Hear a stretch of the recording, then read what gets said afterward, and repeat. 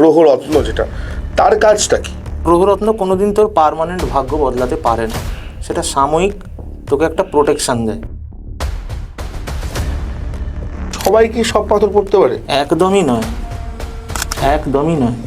আপনি এইটা করলে 100% লাখপতি হয়ে যাবে। তাহলে সে নিজের ভাগ্য কেন বদলাচ্ছে না?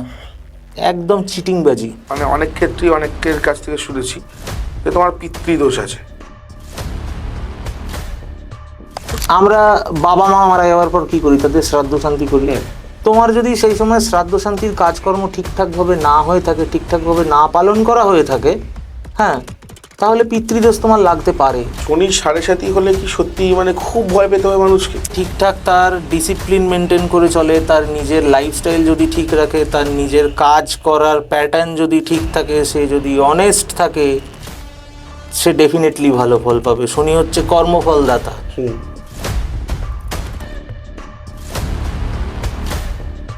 নিজে মানুষ যে পেট দেখে বা কারোর পজিশন হয়, সেগুলো কি কখনো কোনো চার্টের উপর ডিপেন্ড করে? চন্দ্র যদি ইন কেস কেতুর সঙ্গে যুক্ত থাকে, সেই ক্ষেত্রে সহজেই বোঝা যায় ওর উপরে ব্ল্যাক ম্যাজিক হতে পারে। চন্দ্র যদি রাহু বা কেতুর নক্ষত্রের উপর দিয়ে পাস করে, তখন এই জিনিসগুলো ঘটার সম্ভাবনা থাকে।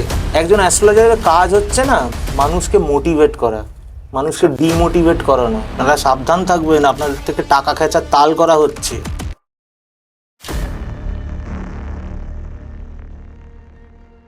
Hello everyone, welcome to my channel. আমি ইভান রয়েছি তোমাদের সঙ্গে, আর তোমরা দেখছো স্পিরিচুয়াল টক্সের নতুন একটা এপিসোড।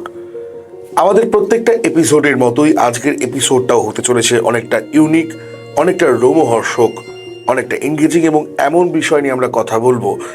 যথাযথ আমরা এমন বিষয় নিয়ে কথা বলি যে বিষয়গুলো একটু আনকমন হয়, অনেক মানুষ যাতে শুনতে ইন্টারেস্টেড বোধ করে। এবং আজকেও আমরা কথা বলবো এমন অনেক বিষয় নিয়ে যেগুলো আমি বারবারই বলি যে এর আগে হয়তো কোথাও এইভাবে বলা হয়নি। আজকের পডকাস্টে আমরা কিছু ঘটনা শুনবো এবং আলোচনা করব অ্যাস্ট্রোলজি নিয়ে। আমরা অনেক মানুষই, এইটা আমার কাছে যখন আসে, অনেক মানুষ ফোন করে, তখন আমাকে বলে যে আমি অমুক তান্ত্রিকের কাছে, অমুক জ্যোতিষীর কাছে গিয়েছিলাম, আমার এত টাকা খরচা হয়ে গেছে, কিন্তু আমার ফল আমি কিছুই পাইনি। তো আদতে এই যে অ্যাস্ট্রোলজি, এই যে জ্যোতির্বিদ্যা, এই যে তন্ত্র সাধনা, সত্যি কতটা আর কতটা বুজরুকি, সেই নিয়ে কিন্তু আমরা একজন অ্যাস্ট্রোলজারের কাছ থেকে শুনবো। এবং সে আমার এক বন্ধু, তার নাম অয়ন।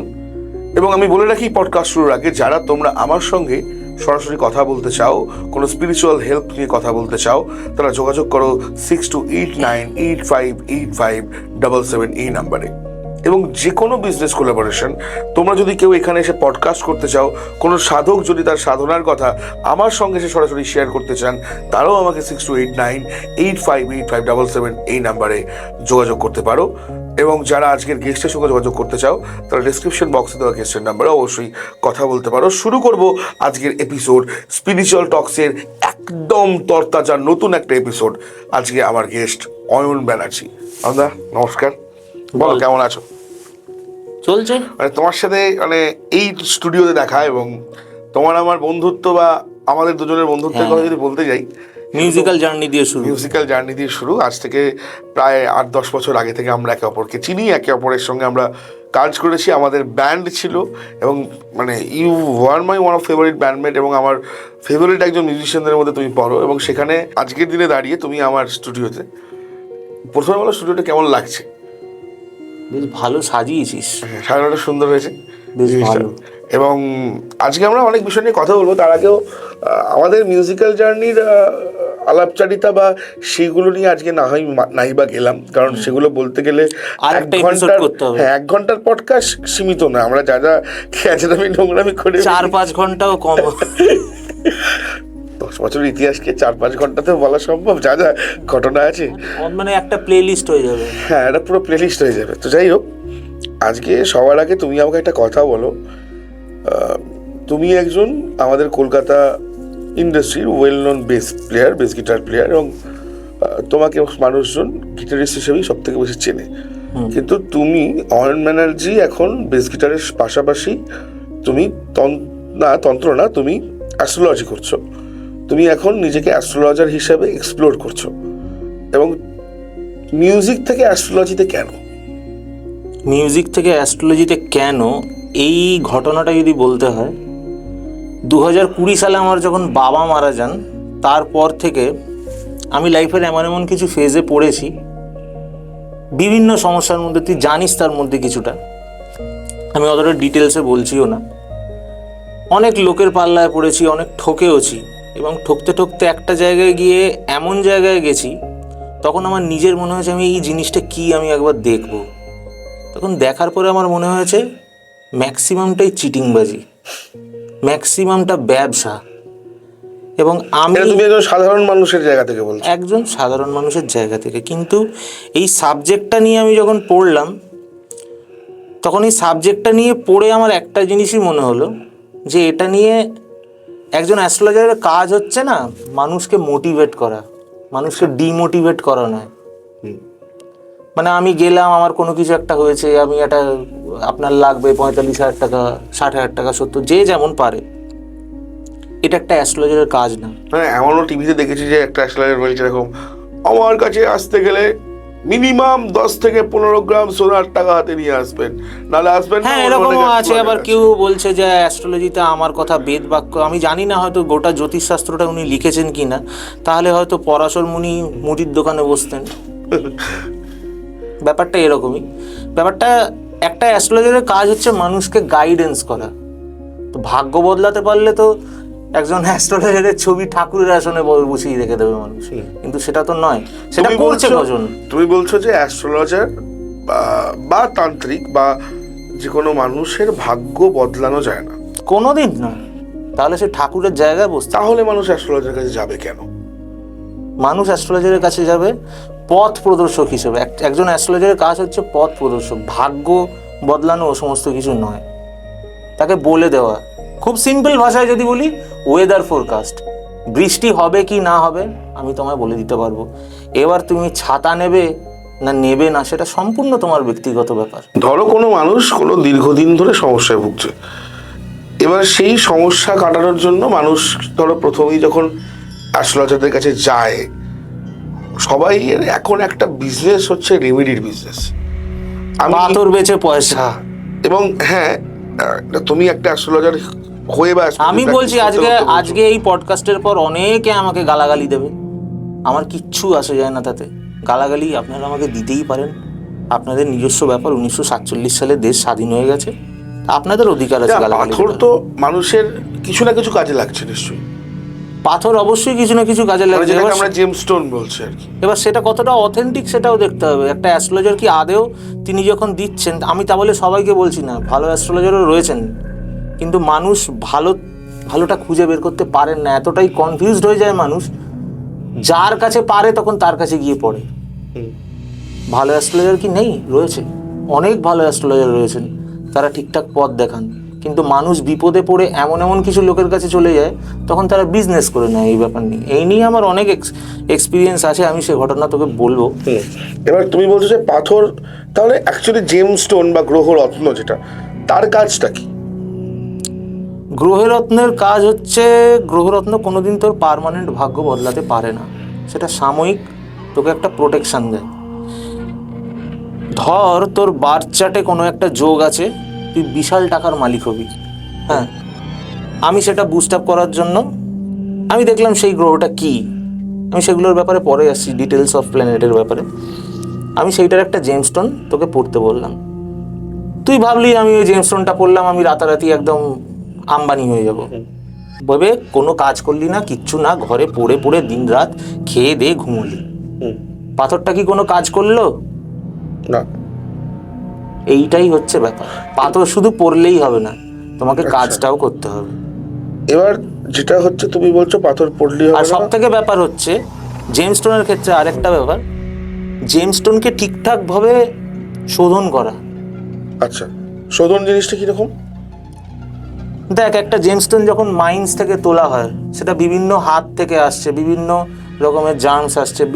ধর আজকে মাইন্সে কেউ একজন কাজ করছে, সে টাচ করছে, মানে বিভিন্ন হাত হয়ে আসছে, বিভিন্ন এনার্জির মধ্যে আসছে, এবং সেটাকে ভালো করে ক্লিনিং করা, ভালো করে পুজো টুজো দিয়ে, গোত্রপত্র নাম গোত্র দিয়ে যেটাকে শোধন করা, সেই সমস্ত করে একদম ঠিকঠাক সেটার মধ্যে পুজো করে প্রাণ প্রতিষ্ঠা করে তার মানে যে প্ল্যানেটের জেমস্টোন তার মন্ত্র আছে সেই মন্ত্র পাঠ করে নির্দিষ্ট বারে পড়া এবং তার কিছু রিচুয়ালস অন্তত সেই দিনটার জন্য মেনটেন করা, তবে জেমস্টোন কাজ করে। আদারওয়াইজ আমার ইচ্ছে হলো আমি একটা বাজার থেকে গিয়ে একটা রক্তমুখী নীলা কিনলাম, পরে নিলাম, আমার তাতে কিচ্ছু কাজ হবে না। তো এই গ্রহরত্নগুলো যখন কোনো জ্যোতিষ বা কোনো অ্যাস্ট্রোলজার কোনো মানুষকে সাজেস্ট করছে, কোনোভাবে দিচ্ছে, তো তার পিছনে আমি যদি বলি যে কি সবাই কি সব পাথর পড়তে পারে? একদমই নয়, একদমই নয়। হ্যাঁ, আমি জানি যে কিছু কিছু পার্টিকুলারের জন্য কিছু কিছু পাথর দেওয়া, এবং সেটা যেমন আমার ক্ষেত্রে ইচ্ছে হলো আমি বাজার থেকে গিয়ে একটা যে কোনো মানে প্ল্যানেটের স্টোন, বা আমি ধরেই নিলাম আমার আজকে একটা রক্তপ্রবাল পড়তে ইচ্ছা করছে, আমি বাজার থেকে কিনে একটা রক্তপ্রবাল পরে নিলাম, এটা আমার ভাল লাগছে, তার সাথে একখানা চুনি পরি, পান্না পরি, উল্টো রিয়াকশন দেবে। আচ্ছা, তাহলে কোন গ্রহরত্ন আমি কোন গ্রহের জন্য কিরকম পড়লে কি হয় যদি সেটা এক একটা মানুষের এক এক রকম চার্ট সেই দেখে বলতে হয়। যেমন একটু শুনি ইন ডিটেল যদি আমি যাই। ইন ডিটেল যদি যাস, যেমন হচ্ছে first house, fifth house, ninth house, এই হাউসের যারা রুলার জেনারেলি একটা বেসিক এটা সেই প্ল্যানেটের জেমস্টোন পড়া যায়। যেমন হচ্ছে আমি যদি তোকে উদাহরণ দিয়ে বলি, দরকারে ধনু লগ্ন, তার ফিফথ হাউসের রুলার হচ্ছে মঙ্গল, তার নাইনথ হাউসের রুলার হচ্ছে সান। আচ্ছা, এবারে নবম ভাবকে আমরা বলি ভাগ্য ভাব।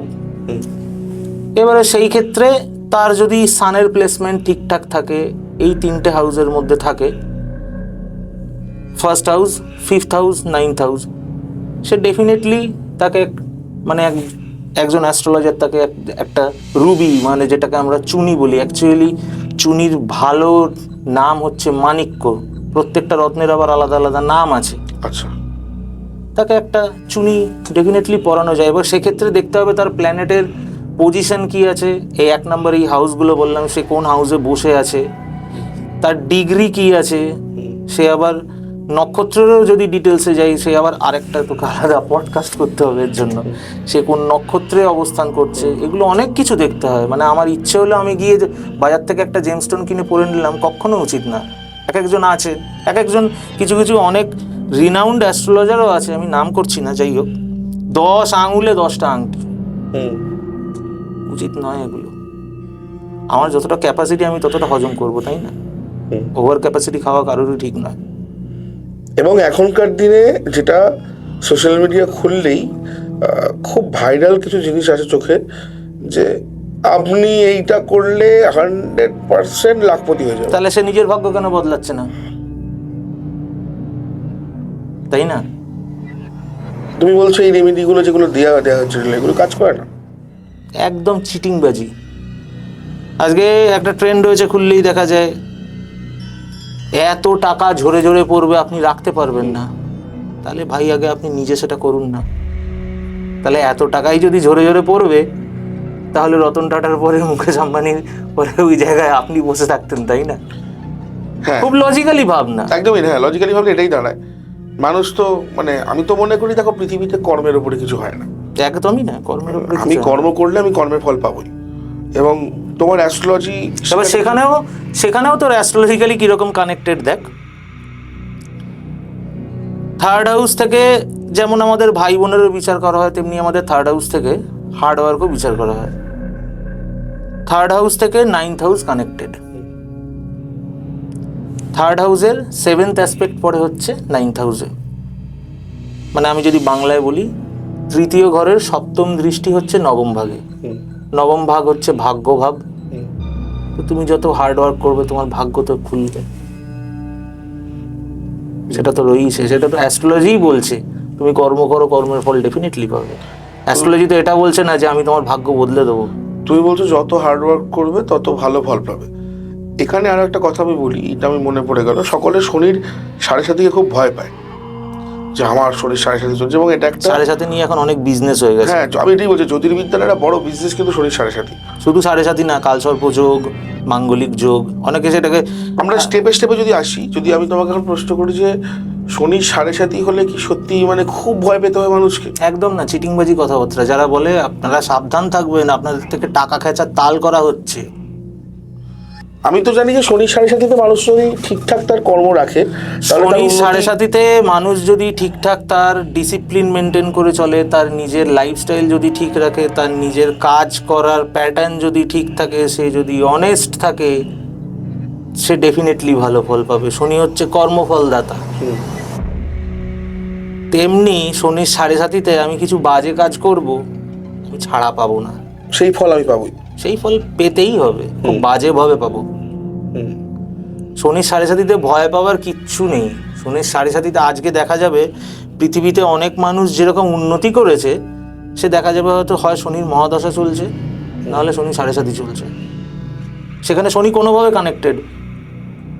আমি এরকম অনেক দেখেছি, অনেক মানুষ গাড়ি কিনেছে, বাড়ি করেছে, শনি 7.5 চলছে সে সময়, নাহলে শনির মহাদশা চলছে। সেই সময় তার উন্নতিটা হচ্ছে। তেমনি যেমন উন্নতি হয়, শনি 7.5-তে আরেকটা জিনিসও আছে, প্র্যাকটিক্যালি শনি অনেক কিছু দেখিয়ে দেয়। জীবনে শনির 7.5 চলাকালীন তুই অনেক কাছের মানুষকে চিনতে পেরে যাবি, সে কিরকম হয়। রিলেশনের দিক থেকে বলছো? রিলেশনের দিক থেকে, বন্ধুত্বের দিক থেকে, সব দিক থেকে একদম ধরে ধরে চোখে আঙুল দিয়ে তোকে চিনিয়ে দেবে যে এ তোমার ভালো চায় না এ তোমার খারাপ চায়। খারাপ লোক অটোমেটিক শনির 7.5-তে। একটা সিম্পল জিনিস বলে রাখছি, যে বন্ধু শনির 7.5-তে টিকে যাবে সে তোমার সারা জীবনের বন্ধু। যদি শনির 7.5-তে ছিটকে গেল, সে তোমার কোনোদিনই বন্ধু ছিল না। আচ্ছা। এবং এই জিনিসটাই শনি চোখে আঙুল দিয়ে দেখিয়ে দেয় হ্যাঁ, রিয়েলিটিটা। মানে অ্যাকচুয়ালি যা কার্মা, যেটা পরিষ্কার কথা বলতে। একদমই তাই। তো তাহলে আমরা দেখছি যে শনির 7.5-র গুড অ্যাসপেক্ট অনেক জায়গায় রয়েছে, প্রচুর রয়েছে। যেমন ব্যাড অ্যাসপেক্ট রয়েছে। তার মানে আমি খারাপ কর্ম করলে আমি খারাপ ফলটাই পাবো, যেটা পরিষ্কার করা, যেটা গীতাতেও বলা আছে। একদমই তাই। ভগবানের কথা তো আর মিথ্যা হয় না রে বাবা। একদমই তাই। গীতা তো স্বয়ং ভগবানই সৃষ্টি করছেন। স্বয়ং ভগবানই গীতা সৃষ্টি করছেন। আর সেই ক্ষেত্রে থেকে মানে অ্যাস্ট্রোলজার যদি বলে থাকেন, কোনো অ্যাস্ট্রোলজার যদি বলে থাকেন আমি তোমার ভাগ্য বদলে দেবো, রেমিডি দিয়ে এই করে দেবো সেই করে দেবো, তাহলে তার থেকে হ্যাঁ, সাবধান। কারণ সত্যি কথা বলতে গেলে আমি যখন জন্মাচ্ছি, আমার বার্থ চার্ট বা যেটা আমার জন্মের সময় যে জন্ম ছক, হ্যাঁ, এটা নিয়ে সেই বলে নিয়ে আমি একটা সময়কার- জিনিস বলবো সেখানে। সেই জন্মের সময়কার যে প্ল্যানেটারি পজিশনস যেগুলো থাকছে, বা আমার জন্মের সময় গ্রহের অবস্থান, সেটা তো আমি ঠিক করছি না, সেটা তো স্বয়ং উপরওয়ালাই ঠিক করে পাঠাচ্ছেন। তাহলে সেই গ্রহের অবস্থান আমি পাল্টাতে তো পারবো না। কোনোদিন পাল্টানো যায় না। এখানে হ্যাঁ, আমার অসুখ হয়েছে, আমি অসুখটাকে প্রশমিত করতে পারি। এখানে আমি একটা জিনিস বলে নিই, জন্মের সময় যেমন একটা প্ল্যানেটারি পজিশন থাকে, তেমনই অ্যাস্ট্রোলজিতে একটা কথা আছে, স্থান কাল পাত্র।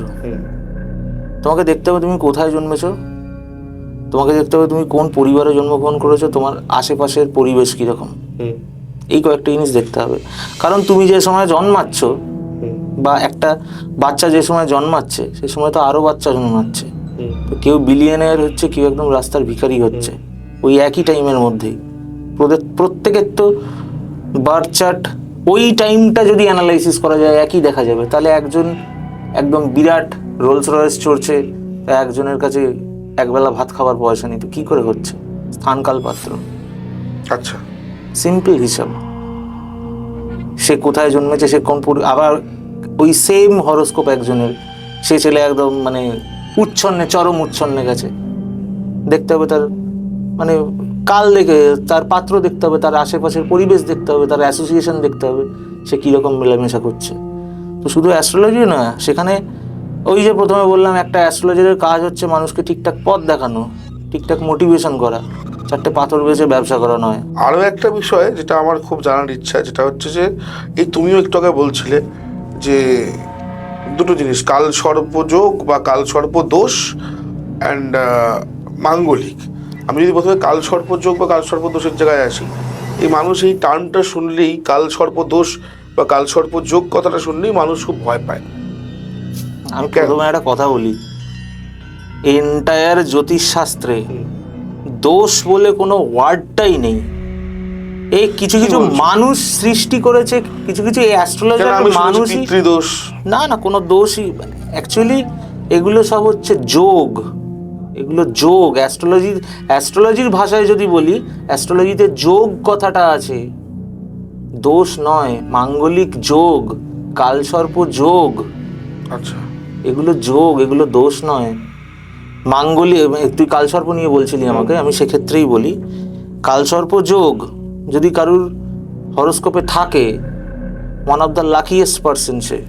আচ্ছা, কিভাবে? কালসর্প যোগ একটা মানুষকে উন্নতির চরম শিখরে পৌঁছে দিতে পারে।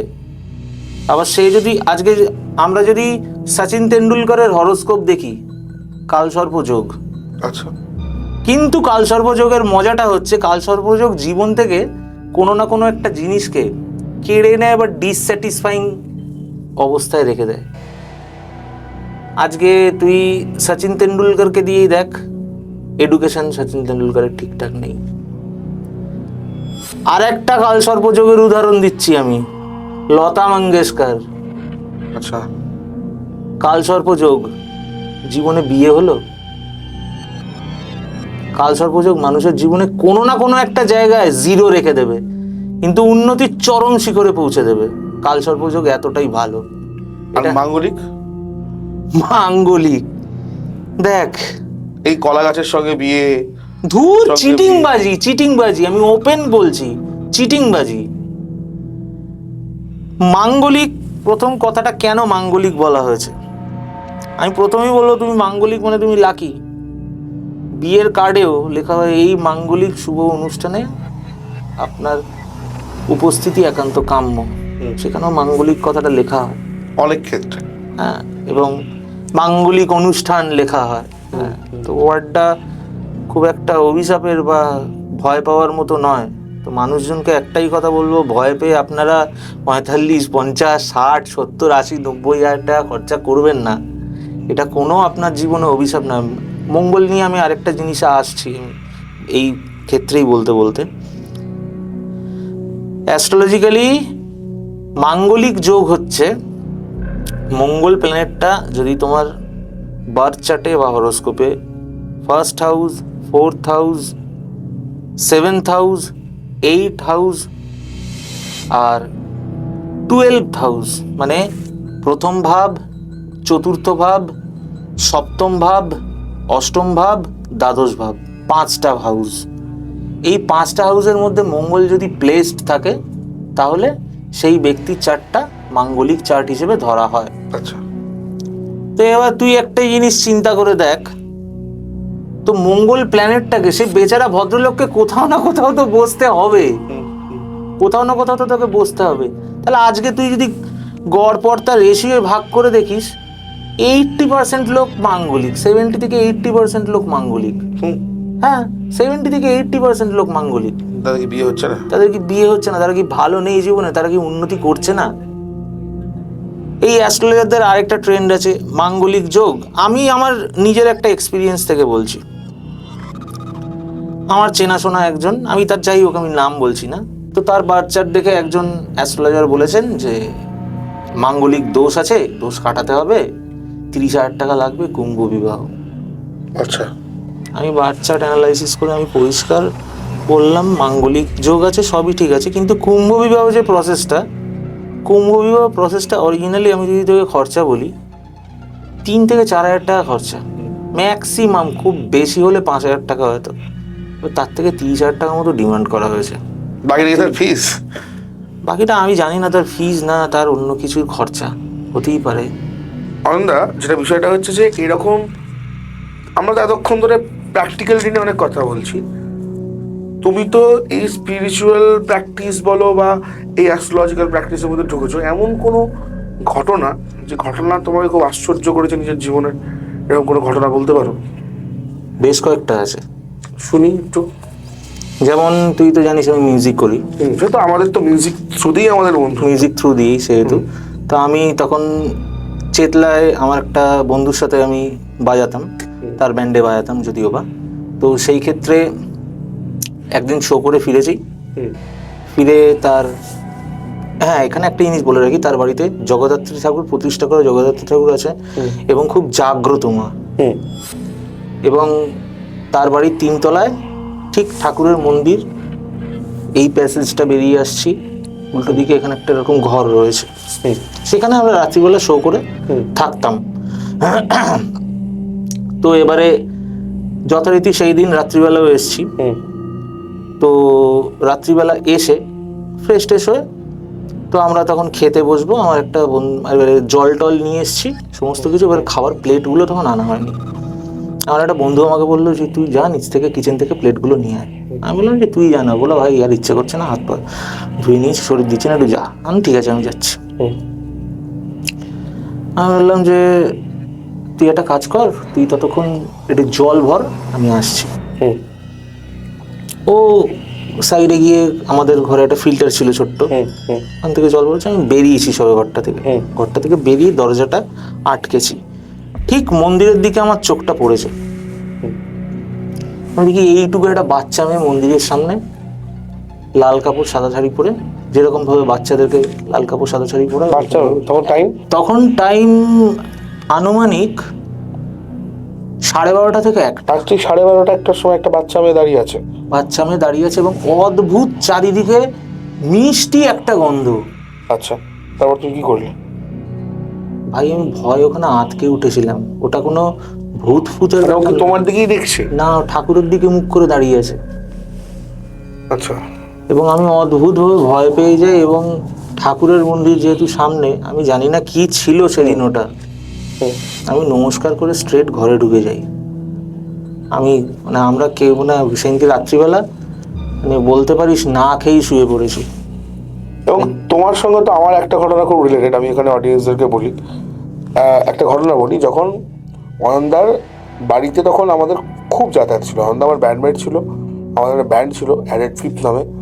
তো আমরা একসাথে গান বাজনা করতাম, একসাথে প্রচুর গান রেকর্ডিং করেছি, অনেক শোজ করেছি, অনেক স্মৃতি আমাদের রয়েছে। তো অদ্ভুতভাবে অয়নদার বাড়িতে আমাদের রেকর্ডিং হতো। অয়নদার বাড়িতে একটা সেট আপ ছিল, সেখানে গিটার টেক্স হতো, ড্রামসের যাবতীয় প্রোগ্রামিংস অ্যান্ড অল আমরা ওই বাড়িতেই করতাম। এবার যা হয়, আমাদের বয়স তখন আরও কম, তো পার্টিকুলারলি যে সময় আমরা গান বাজনা রেকর্ডিংগুলো রাখতাম, সেই সময় আইদার কাকিমা তখন কাজে ব্যস্ত থাকতেন বা কাকিমা অন্য ফ্ল্যাটে সেই সময় যেতেন। সেই সময় এবার আমরা অনেক সময় নাইট শিফটে কাজ করতাম, বা একবার ঘটনা হলো যে কাকিমা সেদিন ছিলেন না। এবার কম বয়স ছেড়ে বাড়ি ভাগা পেলে যা হয় আর কি, আমরা তাই করেছি। প্রচণ্ড একটা মজা হয়েছে, পার্টি হয়েছে। এবং সেখানে অয়নদার ঠাকুমা থাকতেন, তখন বেঁচে ছিলেন। এবং সেই সময় ঠাকুমাও যা হয় অভিভাবক মানুষ, এই 22-23 নাগাদের এই সময়কার ঘটনা। হ্যাঁ, তোরা একই করছিস, সেই করছিস, তো এই সমস্ত ঘটনা ঘটলো। এবং অয়নদার ঠাকুমা এক্সপায়ার করলো কত সালে? আমার ঠাকুমা এক্সপায়ার করেছে না 22-23-এর ঘটনা, এটা নয়, এটা 21-21-এর ঘটনা। না 21 না, এটা না আমি ভুল বললাম। আমার ঠাকুমা এক্সপায়ার করেছে 24-এ। এটা 22 বা 23 এরকম এই সময়কার ঘটনা। হ্যাঁ, তো অয়নদার 22-এর লাস্টের দিকে এরকম। এক্স্যাক্টলি। তো অয়নদার ঠাকুমা এক্সপায়ার করলো। অয়নদা আমাকে ফোন করলো যে ভাই ঠাকুমা মারা গেছে। যে ঠিক আছে, বয়স হয়েছে, খুব সমব্যথী, অবশ্যই খারাপ লাগছে দুজনেরই। যখন ঠাকুমা এক্সপায়ার করে গেছেন সেই সময় 2024-এ, এবং সেই সময় কিছু ঘটনা আমাদের লাইফে ঘটেছে। আমিও সেখানে প্রত্যক্ষদর্শী এবং অয়নদাও ছিল। আমি বলবো যে আমি তো এতটা বললাম, অয়নদা তুমি একটু বলো। 24-এ ঠাকুমা মারা গেছে ফেব্রুয়ারি মাসের 6 তারিখে। এটা ওই মার্চের দিকের ঘটনা। ওই সময়, হ্যাঁ ওই সময় তোর একটা ড্রামস প্রোগ্রামিংয়ের জন্য তুই এসেছিলি রাত্রিবেলা। আমার মা সেই সময় বেনারসে গেছিল, মনে আছে? ছিল না। তো রাত্রিবেলা যখন শুয়েছি, তো জেনারেলি ঘুমিয়ে পড়েছি। তো হঠাৎ রাত্রিবেলা কোনো কারণ নেই ঘুমটা ভেঙে যায়। এক্স্যাক্টলি। এবং হঠাৎ করে দেখি দরজাটা পুরো অটোমেটিকলি, যে ঘরে শুয়েছিলাম, দরজাটা পুরো খুলে গেল। ব্যাস, আমার এখানে দেখেই হয়ে গেছে। এবং আমি সেই সময় অয়নদাকে বলেছি, অয়নদা আমি ঘুমের মধ্যে না এটা দেখেছি, এরকম তোমার ঠাকুমা ঘরে ঢুকে আমাদেরকে উত্তম মধ্যম করছে। সেই সময় অয়নদা বলে যে আমি তো সেম জিনিস দেখেছি স্বপ্ন। এবং দুজনের পাশাপাশি জায়গায় থেকে একই স্বপ্ন কীভাবে সম্ভব। এবং যখনও দরজা বন্ধ করা, কিন্তু তখন আমাদের সত্যি ঘরের দরজা বন্ধ করেই আমরা শুতাম, এবং উঠে দেখছি দরজাটাও খোলা, দরজাটা খুলে গেছে এরকম। আর দুজনের স্বপ্নে একই জিনিস, এবং এর সংজ্ঞা তো আমিও খুঁজে পাইনি আজ অব্দি। ওটা আমিও কোনোদিন খুঁজে পাবো দুজনের একই সঙ্গে একই স্বপ্ন। এবং খুব অদ্ভুতভাবে অয়নদা ঠাকুমা যখন বেঁচে ছিলেন, ঠাকুমা কিন্তু ওই দরজা খুলে আমাদেরকে বেলা এসে ঘুম থেকে ডাকতো। হ্যাঁ, ও কি করছিস এত বেলা অবধি, কেন ঘুমাচ্ছিস? হ্যাঁ, সারাদিন ধরে সারা রাত ধরে কাজ করবি আর এখন ঘুমাবি, উঠে পর, এই কাজের লোক আসবে, উঠে পর। সেদিনকেও ব্যাপারটা কাজের লোক নিয়ে ইস্যুটা থাকতো। হ্যাঁ, কাজের লোক নিয়ে ইস্যুটা থাকতো। সেদিনকেও দেখছি দরজাটা খোলা, এরকম আমরা দুজনেই কথা বললাম, দুজনে একই স্বপ্ন দেখছি। তার ঠিক 5 মিনিট পরে কাজের মাসটা এলো, তার ঠিক 5 মিনিট পরে কাজের মাসটা এলো যে কাজ করতে। এবং আমি তো এই ঘটনা আমাকে সিরিয়াসলি আমি এবং অনন্ত দুজনেই ওদিনকে প্রচণ্ড ভয় পেয়েছিলাম, বাট ঠিক আছে, ওভারকাম করে গেছি। তো এই ঘটনাগুলো কোথাও গিয়ে আমাদের জীবনে কোথাও কি একটা এমন ঘটনা যেগুলো আমাদেরকে একটা প্রশ্ন রেখে যায়, এবং তার উত্তর খুঁজতে যাওয়াটা আমার মনে হয় যে বোকামি বা মূর্খামি। এবার তারপরে তুমি তো এই ধরনের অ্যাস্ট্রোলজিক্যাল অ্যাসপেক্টে তো যখন এলে, তোমার কি মনে হয় যে এই যে ঘটনাগুলো বা যারা যে মানুষ যে প্রেত দেখে বা কারোর পজিশন হয়, সেগুলো কি কখনো কোনো চার্টের উপর ডিপেন্ড করে? চার্ট দেখে বুঝতে পারা যায়, বুঝতে পারছে না স্পেসিফিক্যালি দেখার কেসটা। রাহুর সাথে যদি চন্দ্র যুক্ত থাকে সেই ক্ষেত্রে হয়, বা চন্দ্র যদি ইন কেস কেতুর সঙ্গে যুক্ত থাকে সেই ক্ষেত্রে সহজেই বোঝা যায় ওর উপরে ব্ল্যাক ম্যাজিক হতে পারে, বা কোনো রকমের জাদু টোনা এই সমস্ত হতে পারে। আচ্ছা, এগুলো পরিষ্কার একটা মানে এই কম্বিনেশনে বুঝতে পারা যায়। বা আর একটা জিনিস দেখেও বুঝতে পারা যায় যে তার বর্তমানে ট্রানজিটে চন্দ্র যদি রাহু বা কেতুর নক্ষত্রের উপর দিয়ে পাস করে, তখন এই জিনিসগুলো ঘটার সম্ভাবনা থাকে। এগুলো তাই তো, পজিশন বলো বা প্রেত দর্শন। আচ্ছা, তো তুমি আমাকে এবারে আমি তোমাকে একটু ছোট এবং সেক্ষেত্রে অনেকের যে ভগবান দর্শন বলবো না, এই যে একটা স্পিরিচুয়াল ফিলিংস, এটাও কিন্তু অ্যাস্ট্রোলজিক্যাল অ্যাসপেক্টের মধ্যে কিছুটা পড়ে। আচ্ছা, এটাও ট্রানজিট দেখে বোঝা যায়। এবং সেক্ষেত্রে প্ল্যানেটটা মানে শুভ প্ল্যানেট হতে হবে, সেখানে মানে অশুভ প্ল্যানেট থাকলে সেখানে চলবে না। শুভ প্ল্যানেট কোনগুলো, অশুভ প্ল্যানেট কোনগুলো কি করে বুঝবো? শুভ প্ল্যানেট কোনগুলো, অশুভ প্ল্যানেট কোনগুলো, এগুলো বোঝার না, এগুলো খুব সিম্পল জিনিস। এগুলো হচ্ছে যেমন হচ্ছে মঙ্গল, শনি, রাহু, কেতু, এগুলো হচ্ছে। এবং কিছু কিছু ক্ষেত্রে রবিকেও ধরা হয়। রবি, মঙ্গল, শনি, রাহু, কেতু, হ্যাঁ, আমাদের অ্যাস্ট্রোলজির ভাষায় এগুলোকে বলা হয় ধ্বংসাত্মক গ্রহ। আবার রবিকে কিন্তু সৃষ্টিকারক গ্রহ বলা হয়।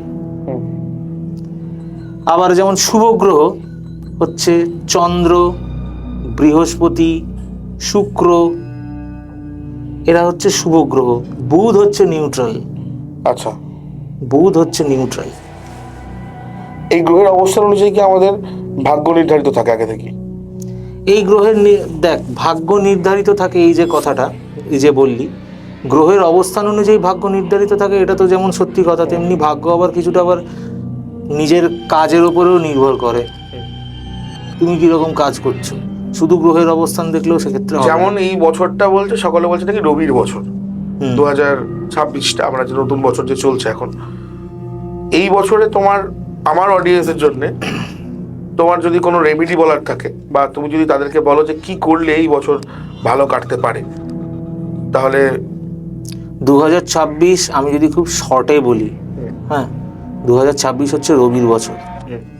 টোটাল যোগ করলে আমরা এই বছরটায় যদি সংখ্যাতত্ত্ব হিসেবে দেখি, 2 + 0 + 2 + 6 = টোটাল করলে হচ্ছে 10। 1 + 0 = 1। 1 হচ্ছে সংখ্যাতত্ত্ব অনুযায়ী রবির সংখ্যা। এই যে নিউমেরোলজিক্যালি সংখ্যাতত্ত্ব অনুযায়ী 1 হচ্ছে রবির নাম্বার। রবিকে রাজা বলা হচ্ছে। তো রাজার স্বভাব কি? রাজ করা, রাজত্ব তার স্বভাব। একদমই তাই। এই বছরে অনেক কিছু নতুন নতুন লিডারশিপ দেখতে পাওয়া যাবে, অনেক কিছু জিনিস নতুন ইনভেন্ট হবে, অনেক কিছু জিনিস নতুন সৃষ্টি হবে। আচ্ছা, যেমন দেখ কিরকম কানেকশন অ্যাস্ট্রোলজিক্যাল অ্যাসপেক্টে আমি বলেছিলাম, রবি যেমন ধ্বংসাত্মক গ্রহ, তেমনি আবার সৃষ্টিকারক গ্রহ কিন্তু রবি।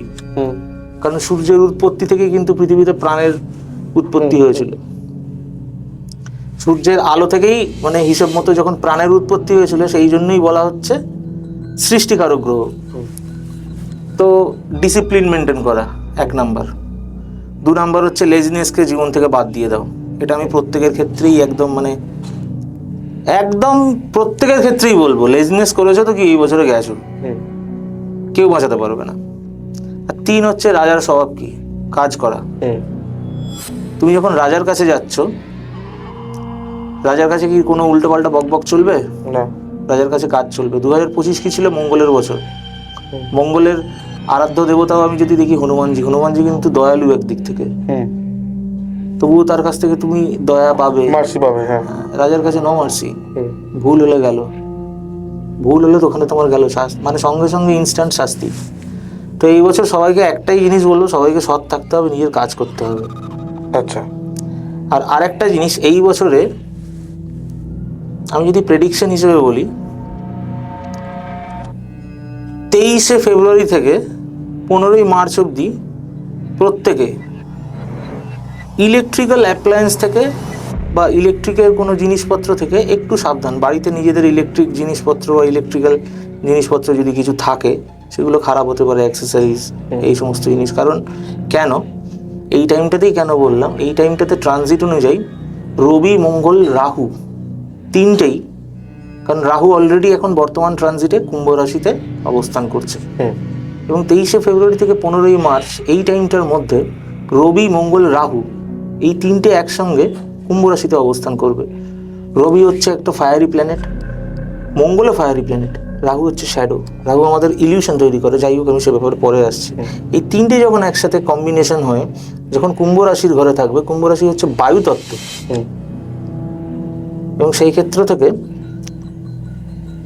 বায়ুতত্ত্ব যেহেতু, সেহেতু আগুন কি করে, আগুন কিসে বেশি আরো বেড়ে যায়, হাওয়াতে বেড়ে যায়। সেই ক্ষেত্রে সেমনি রবি, মঙ্গল, রাহুর এই যে যোগটা 23শে ফেব্রুয়ারি থেকে 15ই মার্চ অব্দি একটু সাবধান জিনিসপত্র থেকে, কারেন্ট খাওয়া থেকে, এই সমস্ত থেকে একটু সাবধান প্রত্যেকে। আচ্ছা, এটা আমি প্রত্যেককে বলবো। আদারওয়াইজ এই বছর যেমন বললাম ডিসিপ্লিনে চলা। এবং অনেকেই আমার সাথে এই মতে সহমত হতে না পারেন যে আমার চার্ট হিসেবে কি যাবে, বা আমার চার্ট হিসেবে বলা ভুল, আমার রাশি এই, আমার রাশির কি যাবে, যেটা মানুষজনের একটা বিশাল ডিমান্ড থাকে। তো আমি এখানে একটা ছোট্টই কথা বলবো, খুব প্র্যাকটিক্যাল কথা।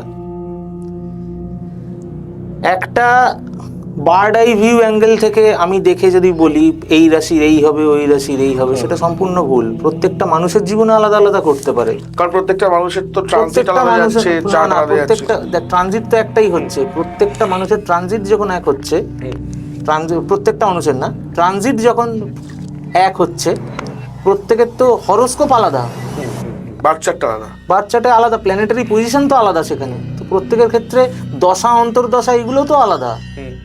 তো প্রত্যেকের কি এক কখনো যেতে পারে? প্রত্যেকের এক কখনোই যাবে না। সেই ক্ষেত্রে তার বার্থ চার্টটা একজন অ্যাস্ট্রোলজারকে দিয়ে অ্যানালাইসিস করানো খুবই জরুরি। তুমি বলছো রাশি অনুযায়ী দেখে একটা ওভারঅল অ্যাসপেক্ট ভিউয়ে কথা বলা যায়। হ্যাঁ, একটা বার্ড আই, মানে পাখির চোখে তুই যদি দেখিস। হ্যাঁ, কারণ এখন তো ধরো আমি তো বলি সোশ্যাল মিডিয়ার এখন যুগ চলছে, রিলসের যুগ চলছে এখন। প্রচন্ড রিলস খুললেই এই রাশির বছরটা এই যেতে চলেছে, এই রাশির বছরটা ওই যেতে চলেছে। ভুয়ো কথাবার্তা, ভিউজ পাওয়ার জন্য কথাবার্তা, এগুলো পুরোপুরি ভিউজ কামানো, পুরো ভিউজ কামানোর জন্য কথাবার্তা। কারণ রাশি দেখে পার্টিকুলারলি কোনোদিনই বলা সম্ভব না বলছো না। প্রত্যেকের বাচ্চাটা আলাদা, প্রত্যেকের দশা অন্তর্দশা আলাদা। তার একটা মহাদশা চলছে, মহাদশার আন্ডারে একটা অন্তর্দশা চলছে, এবং অন্তর্দশার আন্ডারে একটা প্রত্যন্তর দশা চলছে। সেগুলো দেখে অ্যানালাইসিস করতে হবে, সেই হিসেবে বলা যাবে তার এই বছরটা কীরকম যেতে পারে। এবং তুই দেখে থাকবি 2025-এ খুব একটা ট্রেন্ডিং হয়েছিল, এই শনি ঢুকছে মীন রাশিতে, প্রত্যেককে একদম মালামাল করে দেবে, এই হবে সেই হবে। আরে ভাই, অত লাফালাফি করো না, অত লাফালাফি করো না। তুমি আগে দেখো শনি যে মীন রাশিতে ঢুকছে, সেটা তোমার 6th হাউস না তোমার 8th হাউস। যদি এই দুটো হাউসের মধ্যে হয়, তোমার নার্ভের রোগ হতে পারে, তোমার শিরার রোগ হতে পারে। এই যে আরো একটা কথা, মানে অনেক ক্ষেত্রে অনেকের কাছ থেকে শুনেছি যে তোমার পিতৃদোষ আছে। এই পিতৃদোষ ব্যাপারটা আদৌ কি?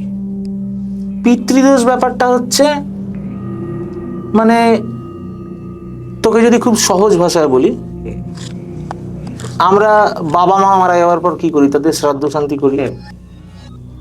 এবং আমি আমার বাবার কাজ করলাম, সমস্ত কিছু করলাম, এবং আমি যতটুকু পিতৃদোষ বলতে বুঝি, হ্যাঁ, অ্যাস্ট্রোলজিক্যাল ভাষার থেকে বেরিয়ে বলছি, আমি পিতৃদোষ বলতে যেটা বুঝি, তোমার যদি সেই সময় শ্রাদ্ধ শান্তির কাজকর্ম ঠিকঠাকভাবে না হয়ে থাকে, ঠিকঠাকভাবে না পালন করা হয়ে থাকে, হ্যাঁ, তাহলে পিতৃদোষ তোমার লাগতে পারে।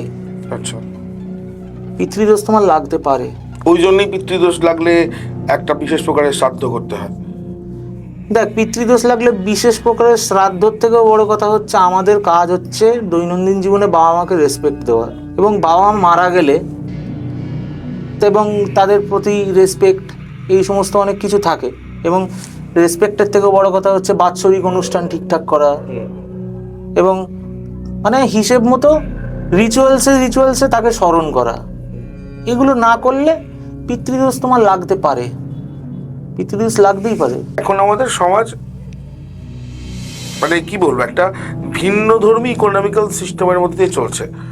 এক দলের কাছে প্রচুর পুঁজি রয়েছে, এক দলের কাছে প্রচুর পুঁজি নেই। কিন্তু আমি যদি দেখি যে অ্যাস্ট্রোলজিক্যাল প্রবলেমস বা জ্যোতির্বিদ্যাজনিত সমস্যা সব মানুষের জীবনে কম বেশি আছে।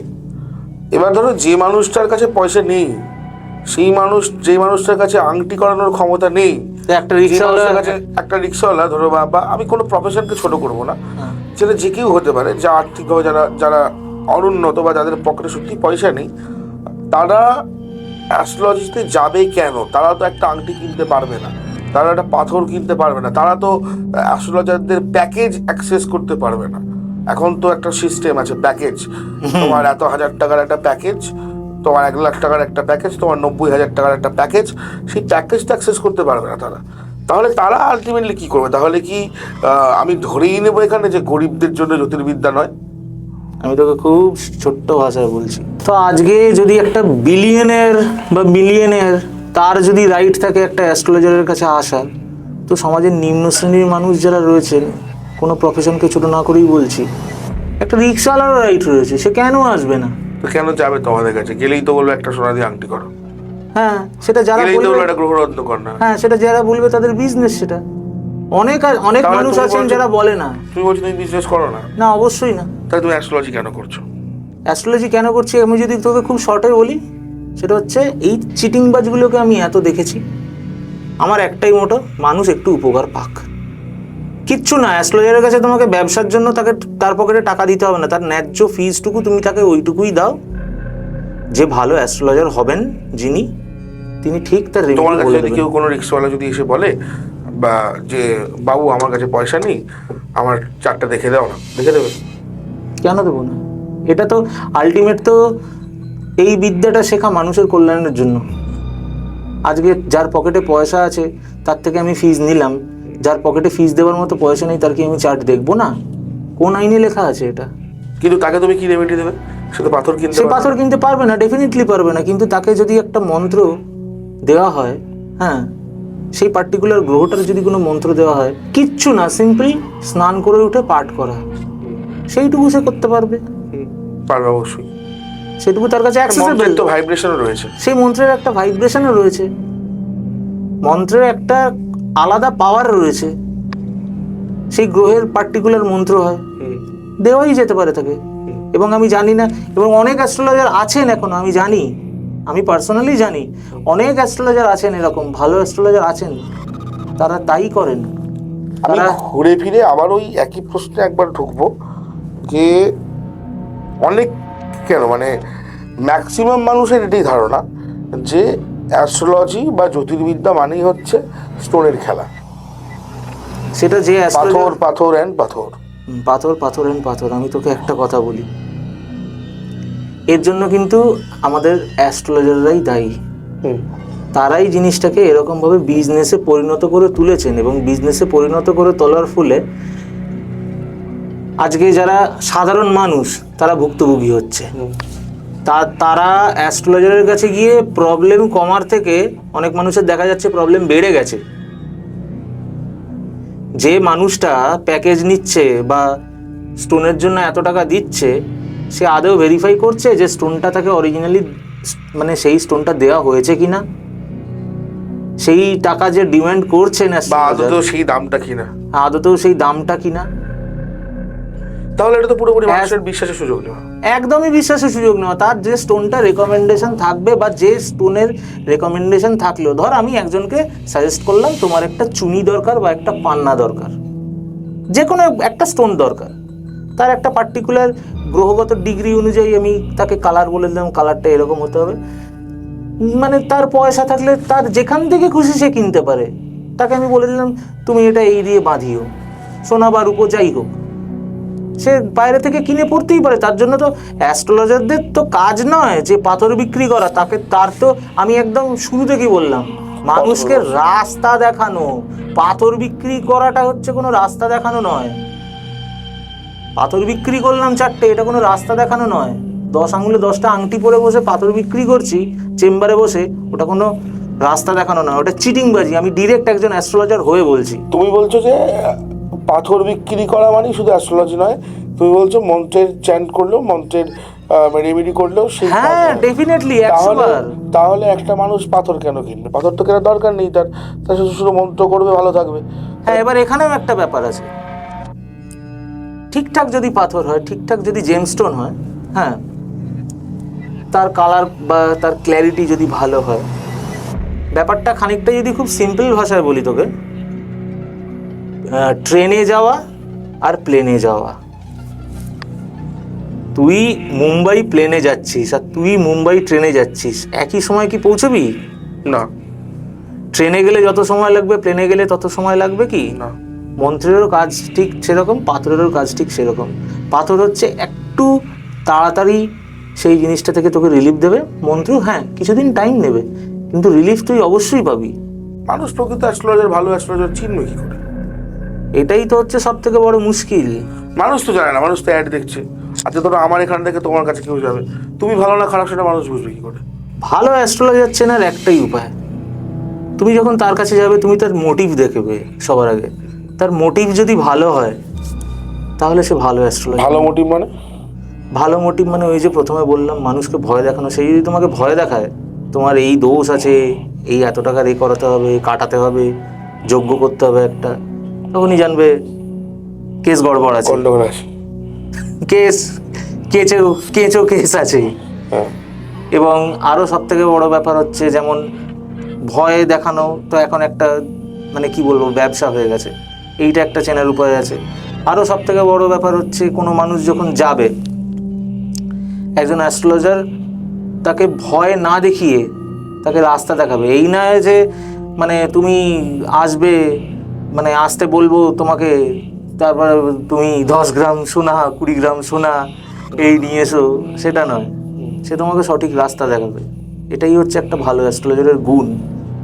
সে কখনো তোমার কাছে ব্যবসার জন্য বলবে না যে এই পাথরটা নাও, বা সে তোমার চার্ট দেখে সঙ্গে সঙ্গে তোমাকে বলবে না তুমি এই পাথরটা নাও, এত টাকা খরচা, এইগুলো সে কখনো বলবে না। সে তোমাকে রাস্তাটা দেখাবে, সে তোমাকে পরিষ্কার বলবে তোমার এটা হতে পারে, তুমি এই কাজ করো। এবং লাস্টলি যে কোয়েশ্চেনটা আমি করবো তোমাকে, একদম মানে একটা আমরা প্রায় 1 ঘন্টা একটা সেশন আমরা করলাম বসে বসে, আমরা অনেক টপিক নিয়ে আলোচনা করলাম। একদম প্রত্যেকটা জিনিসই তো শেষ করতে হয়, উঠতে না ইচ্ছা করলেও আমাদেরকে সময় সীমার মধ্যে সমস্ত কিছু রাখতে হয়। শেষের দিকে এসে আমি তোমাকে একটা কথা বলবো যে আমরা আজকে অ্যাস্ট্রোলজি নিয়ে এমন কথা বললাম যে সমাজে সেই জিনিসগুলো মানুষের জানা দরকার ছিল বলে আমি মনে করি, এবং কতজন মানুষ সেটা কীভাবে নেবে সেটা তাদের ব্যক্তিগত তাদের ব্যাপার। ব্যক্তিগত ব্যাপার। কিন্তু আমাকে সর্বশেষ আমাকে এই উত্তরটা দাও, গ্রহরত্ন আমি চিনব কিভাবে? তার ল্যাব টেস্ট রিপোর্ট হয় সব থেকে বড় কথা। আচ্ছা, ল্যাব টেস্ট রিপোর্ট, ওটাই সব থেকে অথেন্টিসিটির সব থেকে বড় প্রমাণ। আর বর্তমান অ্যাস্ট্রোলজারদের উদ্দেশ্যে কি বলবে? ভালো করে পড়াশোনা করো, চিটিংবাজিটা না করে। মানে যারা আর কি সকল বিজ্ঞাপনের দিকে আসেন আর কি, সবাই তো খারাপ অ্যাস্ট্রোলজার হয় না। না, একদমই না, একদমই না। যারা ব্যবসা করতে চাইছে তাদের উদ্দেশ্যে কি বলবে? এটা আমি কোশ্চেন রেক্টিফাই করলাম, যারা ব্যবসা করতে চাইছে তাদের উদ্দেশ্যে কি বলবে? পাপ বাপকেও ছাড়ে না, উৎপাতের পয়সা চিৎপাতে যায় ভাই, যাবেই, কিচ্ছু করার নেই। তুমি অনেস্টিটা ধরে রাখলে অবশ্যই তুমি মানুষকে পরিষেবা দিতে সক্ষম তো হবেই, তোমার কাছে অনেক মানুষ যায়ও। এবং আমি এটাই বলবো, যারা পথ খুঁজে পাচ্ছেন না, যারা বিভিন্ন জায়গায় গিয়ে ক্লান্ত পরিশ্রান্ত, তারা এমন মানুষের কাছে যান যেখানে গেলে মানে আমার কাছেই আসতে হবে এমন না, কোনো কথা নেই। একদমই তাই। মানে এটা খুব ভালো কথা যে আমার কাছেই আসতে হবে এমন কোনো কথা নেই। অনেক ভালো মানুষ রয়েছেন সেই মানুষটাকে খুঁজে বার করুন। তাহলেই আর বলবেন না যে এই জ্যোতির্বিদ্যা, অ্যাস্ট্রোলজি এগুলো ভাওতা, এগুলো বুজরুকি। সব কিছুরই ভালো খারাপ উভয় দিকই রয়েছে। প্রদীপ জ্বললে প্রদীপের তলাতেই অন্ধকার পড়ে, প্রদীপ জ্বললে প্রদীপের তলাটাই সব থেকে কালো হয়ে থাকে। তাই আমি অন্ধকারে যাব নাকি আমি আলোর পথে যাব? একটা শ্লোক আছে, আসৌতো মা সৎগময় তমসো মা জ্যোতির্গময় মৃত্যুর মা অমৃতম গময়। ঠিক আছে, যে আমি অসত্যের পথে যাব নাকি আমি সত্যের পথে যাব, আমি অন্ধকারের পথে যাব নাকি আমি আলোর পথে যাব, সেটা কিন্তু আমাকেই ঠিক করতে হবে। এবং আমরা মানুষ, মান এবং হুঁশ নিয়েই কিন্তু আমরা মানুষ। তাই এই দায়িত্বটা আমাদের সকলের নিজেদের। অন্যকে দোষারোপ না করে সবার আগে নিজেকে আয়নার কাঠগড়ায় দাঁড় করাতে হবে যে আমি ঠিক কী করতে চাইছি। আমাকে দাঁড়িয়ে নিজেকে প্রশ্ন করতে হবে যে আমি কতটা নিজে সৎ পথে আছি, আমি কতটা কর্মঠ। আমি কি শুধুই, আমি যদি আজকে ঘরে বসে বসে শুধু ঠাকুরের নাম করে গেলাম, বললাম মা আমায় পয়সা দাও, পয়সা দাও, পয়সা দাও, পয়সা দাও, মা আমায় পয়সা দেবে না। আমাকে কেউ এসে নিজে গালে ভাতটা তুলে দিয়ে যাবে না যতক্ষণ পর্যন্ত আমি কর্মঠ হব। পৃথিবীতে তুমি যাই করে নাও, তোমার ভাগ্যের যাই থাক, তোমার যাই প্রবলেম থাক, সবার আগে তোমাকে নিজের কর্মে ফোকাস করতেই হবে। তাই কাজ করো, কাজের ফলের আশা করো না।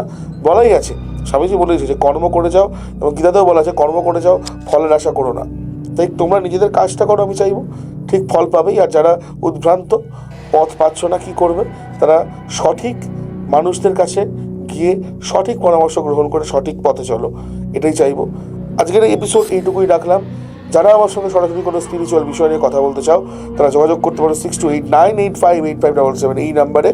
এবং যারা আমার সঙ্গে এই স্টুডিওতে এসে পডকাস্ট করতে চাও, নিজের জীবনের অলৌকিক কাহিনী বলতে চাও, বা যদি কোনো সাধক চান তার সাধন মার্গের কথা এসে আমাদের অডিয়েন্সকে বলতে, তারা যোগাযোগ করবেন 6289858577 এই নাম্বারে। এবং যারা আজকের গেস্টের সঙ্গে কথা বলতে চান, ডিসক্রিপশন বক্সে দেওয়া নাম্বারে অবশ্যই যোগাযোগ করুন। অবশ্যই জানান আপনারা কে কোথা থেকে ভিডিওটা দেখছেন। এবং যারা আপনারা নতুন আমার চ্যানেলে, তারা অবশ্যই চ্যানেলটা সাবস্ক্রাইব করে বেল আইকন প্রেস করতে ভুলবেন না। যারা আমার পুরনো বন্ধু, তোমরা যাও ভিডিওটা প্রচুর শেয়ার করো, প্রচুর মানুষের কাছে পৌঁছে দাও, কারণ তোমরা সাথে ছিলে বলেই এই পরিবারটা আস্তে আস্তে এতটা বড় হচ্ছে।